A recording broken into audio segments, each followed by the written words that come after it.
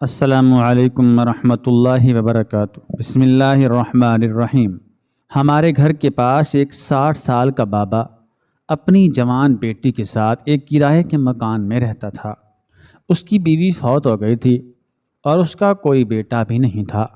بابا جی کی بیٹی بہت خوبصورت تھی۔ اس کی شادی کی عمر ہو گئی تھی۔ جو کوئی بھی اس لڑکی کا رشتہ مانگنے جاتا تو بابا جی اسے دھکے دے کر گھر سے نکال دیتا۔ وہ اپنی بیٹی کے بارے میں بہت ہی محتاط رہا کرتا تھا۔ کبھی بھی اس نے گھر کے دروازے کو کھلا نہیں چھوڑا تھا۔ میں بھی اکثر ان باپ بیٹی کو دیکھتی تو میرا دل چاہتا کہ میں جا کر اس کی بیٹی سے بات چیت کروں۔ ایک دن میں نے اپنی امی سے کہا، امی مجھے لگتا ہے کہ جا کر ساتھ والی کومل سے ملنا پڑے گا۔ بیچاری اکیلی ہے اور اس کا بوڑھا باپ ہر وقت اسے گھر میں بند رکھتا ہے۔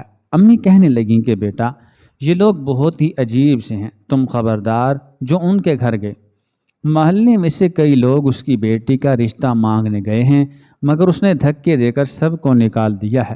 دیکھو اس کے پیچھے کوئی نہ کوئی وجہ تو ہوگی، مجھے تو دال میں کچھ کالا لگتا ہے۔ اماں کی بات سن کر میں سوچ میں پڑ گئی تھی۔ میں نے آس پاس والے محلے والوں سے بھی پوچھا تو انہوں نے بھی ایک عجیب سا شک ظاہر کیا۔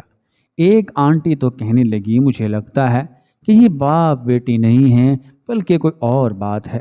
یہ آدمی اپنی بیٹی سے کسی کو ملنے بھی نہیں دیتا ہے۔ میں آنٹی کی بات سن کر پریشان ہو گئی تھی۔ اگر یہ آدمی اپنی بیٹی سے کسی کو ملنے نہیں دیتا تو کیا پتہ اس کے پیچھے کوئی گہری کہانی، کوئی گہری وجہ ہوگی۔ میری بات سن کر وہ آنٹی ہوا میں ہاتھ لہراتے ہوئے بولی، ارے بیٹا کوئی وجہ نہیں ہوگی، بس آج کل کا زمانہ ہی خراب ہے، تم بھی ان لوگوں سے دور رہو۔ اب میرے ذہن میں تجسس پہلے سے زیادہ بڑھ چکا تھا۔ میں کسی صورت بھی اس معاملے کو یوں ہی جانے نہیں دینا چاہتی تھی۔ ایک دن جب میں اس گھر کے دروازے کے آگے سے گزرنے لگی تو مجھے اندر سے رونے کی آوازیں آنے لگیں، اور رونے کی آواز سن کر میں دروازے کے پاس ہی کھڑی ہو گئی۔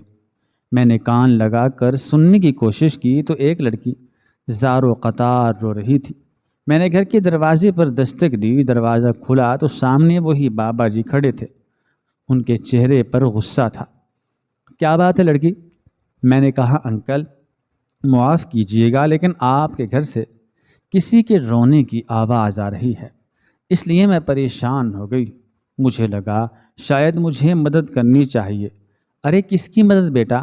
مجھے تمہاری مدد کی کوئی ضرورت نہیں ہے، تم ہمارے معاملات سے دور رہو تو بہتر ہوگا۔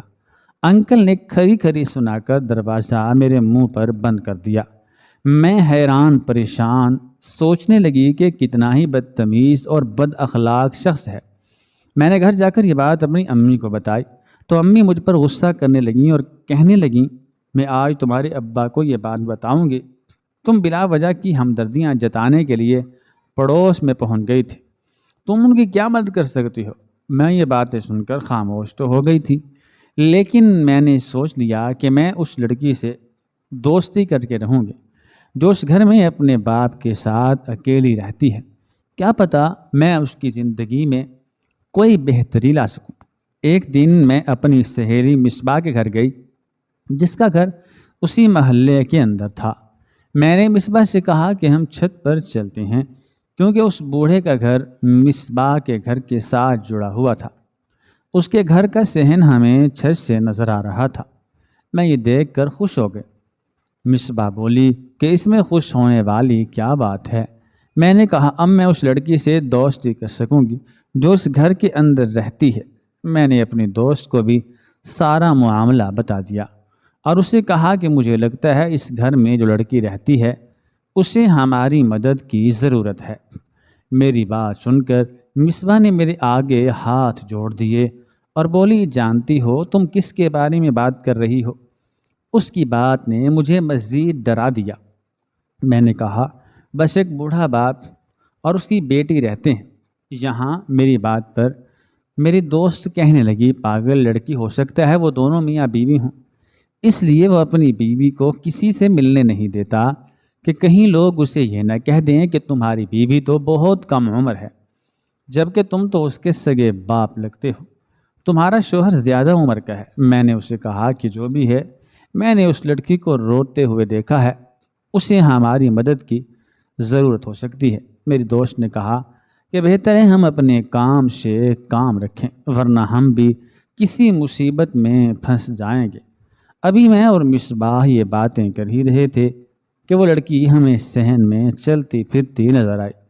میں نے اسے دیکھ کر مصباح کو اشارہ کیا کہ وہ تو صحن میں آ گئی ہے، اگر ہم چاہیں تو اس سے بات کر سکتے ہیں۔ مصباح کہنے لگی کہ تم ہی بات کرو، میں یہاں سے جا رہی ہوں، خواہ مخواہ اس بوڑھے سے بے عزتی نہیں کروا سکتی۔ مصباح کے جانے کے بعد میں نے اس لڑکی کو اشارہ کیا۔ مجھے دیکھتے ہی وہ اندر کو جانے لگی تھی کہ میں نے اسے کہا کہ میں اس سے دوستی کرنا چاہتی ہوں۔ میری بات سن کر اس کے چہرے پر ایک دکھی سی مسکراہٹ ابھری اور وہ سیڑھیاں چڑھتی ہوئی چھت کی طرف آنے لگی۔ میں نے اس کے آتے ہی اسے سلام کیا۔ پھر وہ پوچھنے لگی کہ تمہیں میرا خیال کیسے آیا؟ میں نے کہا میں تمہیں اکثر دیکھتی رہتی ہوں، مجھے لگتا ہے کہ تم دکھی ہو، روتی رہتی ہو، مجھے تمہارا احساس ہے، کیا تم مجھ سے دوستی کرو گی؟ وہ بولی کہ مجھ سے دوستی کر کے کیا تم بھی برباد ہونا چاہتی ہو؟ اس کی یہ بات مجھے بہت ہی دکھی لگی۔ میں نے کہا تم سے دوستی کر کے کوئی برباد کیوں ہونے لگا؟ اگر تم چاہو تو تم مجھ سے ہر طرح کی بات شیئر کر سکتی ہو، میں تمہاری مدد کروں گی اور وعدہ کرتی ہوں کسی غیر انسان کو تمہارا کوئی راز نہیں بتاؤں گی۔ میری بات سن کر وہ ہنس کر کہنے لگی کہ میں ایک بدقسمت لڑکی ہوں، مجھے لگتا ہے کہ میرے باپ نے مجھے اس گھر میں بند کر کے اچھا نہیں کیا، لیکن اب جب اپنی کہانی دیکھتی ہوں تو ایسا لگتا ہے کہ ابا نے جو کیا وہ ٹھیک ہی کیا، میں اسی قابل تھی۔ میں اس کی بات سن کر پریشان ہو گئی کہ وہ تو پہیلیاں بجھوا رہی تھی۔ میرے پاس وقت کم تھا، اتنے میں میری دوست چھت پر آ گئی اور بولی تمہاری امی تمہیں بلا رہی ہیں۔ میں اپنی امی کے ساتھ گھر واپس چلی گئی، لیکن میں نے سوچ لیا تھا کہ اب میں کومل کے گھر جا کر اس سے بات کیا کروں گی۔ اگلے دن میں پھر مصباح کے گھر گئی۔ میں نے دیکھا چھت سے تو وہ لڑکی حسب معمول صحن میں بیٹھی ہوئی تھی، لیکن اب کی بار اس کی سسکیوں کی آواز اوپر تک آ رہی تھی۔ یہ دیکھ کر میں پریشان ہو گئی۔ میں نے اسے اشارہ کیا تو وہ ہاتھ سے اشارہ کر کے بولی کہ میں اوپر نہیں آ سکتی، اگر تم چاہو تو میرے پاس آ سکتی ہو، دروازہ کھلا ہوا ہے۔ میں اس کے گھر چلی گئی۔ اس نے اپنے پیٹ پر ہاتھ رکھا ہوا تھا اور وہ بری طرح رو رہی تھی۔ کیا ہوا ہے؟ کیا تمہارے پیٹ میں درد ہے؟ وہ کہنے لگی یہ درد میری موت کے ساتھ ہی ختم ہوگا۔ اس کی بات سن کر میری آنکھوں میں بھی آنسو آ گئے۔ دیکھو دنیا میں ہر درد کا علاج ہے، اگر تمہیں کوئی مسئلہ ہے تو مجھے بتا سکتی ہو، میں تمہاری ہر طرح سے مدد کرنے کو تیار ہوں۔ بس تم میرے لیے دعا کرو کہ آخرت میں اللہ تعالیٰ مجھے معاف کر دے۔ میرا جرم بہت بڑا ہے اور میرے بابا بہت پاک دامن ہیں، مجھے وہاں ڈر بھی لگ رہا تھا، اگر یہ بات اماں کو پتہ چل گئی تو وہ مجھ سے کتنی خفا ہوں گی۔ لیکن اس لڑکی کی شکل اور اس کی دکھ بھری باتیں آپ بھی سنتے تو آپ بھی یہی کرتے۔ میں یہ دیکھ کر حیران رہ گئی کہ غریب سے دیکھنے والے اس باپ بیٹی کے پاس کافی کچھ تھا۔ لڑکی نے اپنے کمرے میں بہت سارے کپڑے رکھے ہوئے تھے اور یہ مہنگے کپڑے تھے۔ وہ کہنے لگی یہ کپڑے میں کبھی نہیں پہنتی۔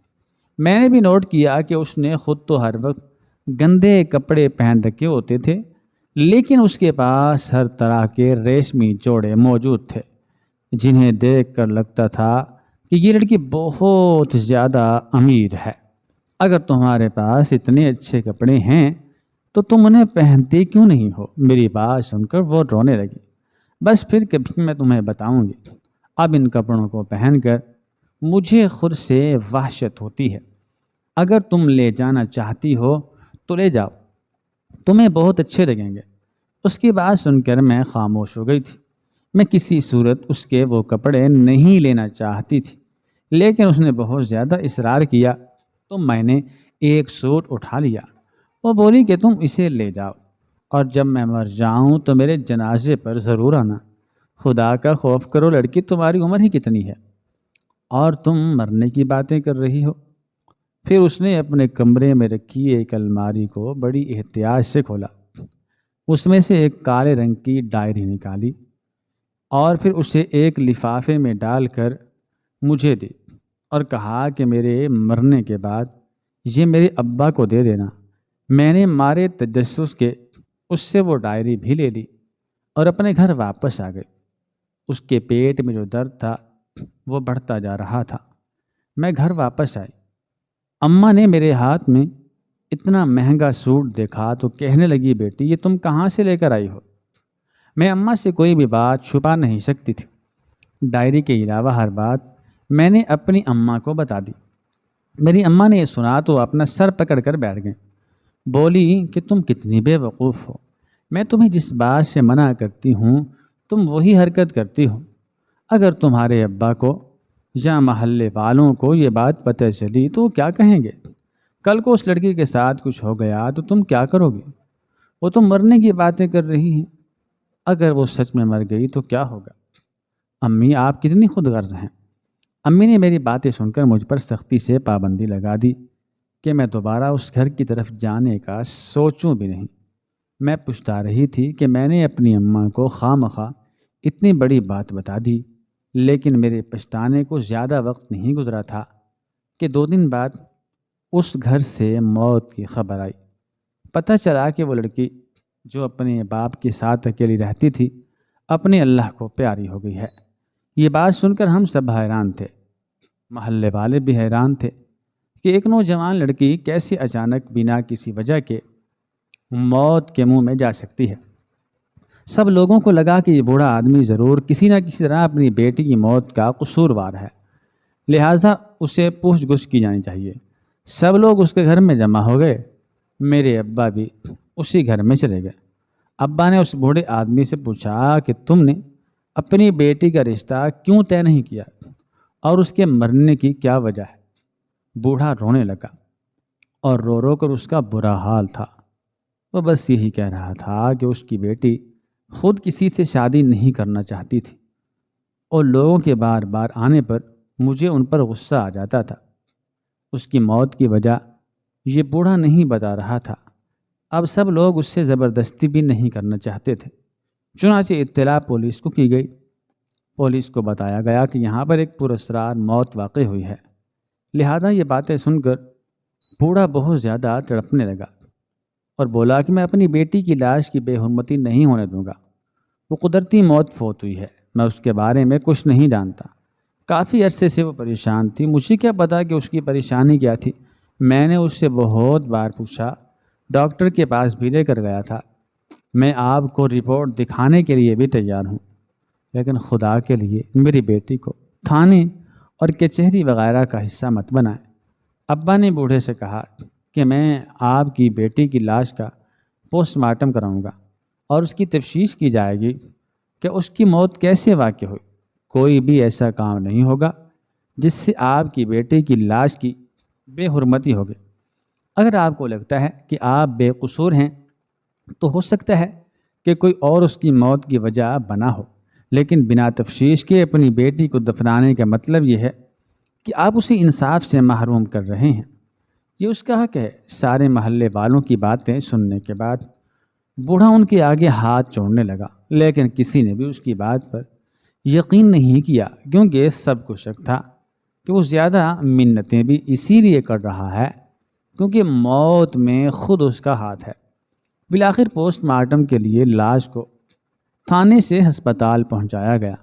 پوسٹ مارٹم کے دوران خدا جانے کیا ہوا کہ جب بوڑھا گھر آیا تو بہت مطمئن بھی تھا اور حیران بھی تھا۔ اس کے آنسو اب خاموش ہو چکے تھے، لیکن کسی کو یہ نہیں پتا تھا کہ پوسٹ مارٹم کی رپورٹ کیا آئی ہے۔ پولیس والوں نے بوڑھے کو بے قصور کہہ کر اسے چھوڑ دیا تھا اور میرے ابا نے بھی کہا کہ بوڑھا بے قصور ہے، اس نے اپنی بیٹی کو نہیں مارا تھا۔ لیکن ہم اندر کی کہانی جاننا چاہتے تھے کہ آخر اس لڑکی کے ساتھ ہوا کیا ہے۔ میں نے یہ سوچا کہ بوڑھے سے جا کر خود پوچھا جائے، لیکن امبا نے مجھے سختی سے منع کر رکھا تھا، میں یہ بات اپنے منہ پر نہیں لائی۔ مگر کچھ دن کے بعد میں نے سوچا کہ وہ ڈائری جو میں نے اس لڑکی سے لی تھی اور اس نے مجھ سے یہی بات کی تھی کہ جب میں مر جاؤں تو یہ لفافہ جس میں ڈائری ہے اسے میرے بوڑھے باپ کو دے دینا۔ سوچا کہ کیوں نہ جا کر اسے دے آؤں، یہ اس کی امانت ہے، اگر میں چاہوں تو خود بھی پڑھ سکتی ہوں، لیکن یہ اس کی امانت ہے، مجھے اسے کھول کر نہیں پڑھنا چاہیے بلکہ جا کر اس بوڑھے کو دے دینی چاہیے۔ وہی ایک لمحہ تھا جس میں میں نے یہ فیصلہ کیا کہ میں جا کر وہ ڈائری لوٹاؤں، مگر جیسے ہی میں نے بوڑھے کے گھر کے دروازے کی طرف دیکھا وہاں پر ایک بڑا سا تالا لگا ہوا تھا۔ میں نے آس پاس کے لوگوں سے پوچھا تو پتہ چلا کہ یہ مکان بوڑھے نے کرائے پر لیا ہوا تھا اور اب وہ اپنا سارا سامان لے کر یہاں سے چلا گیا ہے۔ اس نے سڑک کی دوسری طرف جو علاقہ لگتا ہے وہاں پر اپنا ایک بڑا سا گھر خریدا ہے اور اپنا کاروبار شروع کر لیا ہے۔ وہ اپنی زندگی میں آگے بڑھ چکا ہے۔ مجھے بڑی حیرت ہوئی کہ آخر بیٹی کی موت نے بوڑھے باپ کو کیسے امیر بنا دیا تھا۔ وہ باپ جو پہلے اس غریب محلے میں کرائے کا مکان میں رہتا تھا اور ایک دکان پر مزدوری کا کام کرتا تھا، اب ایسی کون سی گدڑ سنگی اس کے ہاتھ لگ گئی کہ وہ بیٹی کی موت کے بعد اپنا گھر اور کاروبار شروع کر بیٹھا ہے۔ میں نے سوچا کہ وہ ڈائری کھول کر میں خود ہی پڑھ لیتی ہوں۔ اس بوڑھے کو کہاں پر ڈھونڈوں گی؟ اسے پڑھنے سے مجھے ساری حقیقت معلوم ہو جائے گی، پھر اگر کبھی وہ ملا تو میں ڈائری اسے دے دوں گی۔ جب میں اس لفافے میں سے ڈائری نکال کر پڑھنا شروع کی تو میرے ہوش اڑ گئے۔ اس نے جو باتیں لکھی تھیں وہ بڑی ہی عجیب و غریب تھی۔ بوڑھے کی بیٹی نے آنسوؤں سے بھری ہوئی تحریر لکھی تھی: ابا جان، مجھے معاف کر دینا، میں نے جو بھی کیا اس میں غلطی میری ہی تھی، اس میں قصور میرا ہی تھا۔ اس گناہ کے بعد میں آپ کے سامنے سر اٹھانے کے قابل نہیں رہی تھی۔ آپ کی تربیت کا کوئی قصور نہیں تھا۔ ماں کے مرنے کے بعد آپ نے مجھے ماں کی کوئی کمی نہیں ہونے دی تھی۔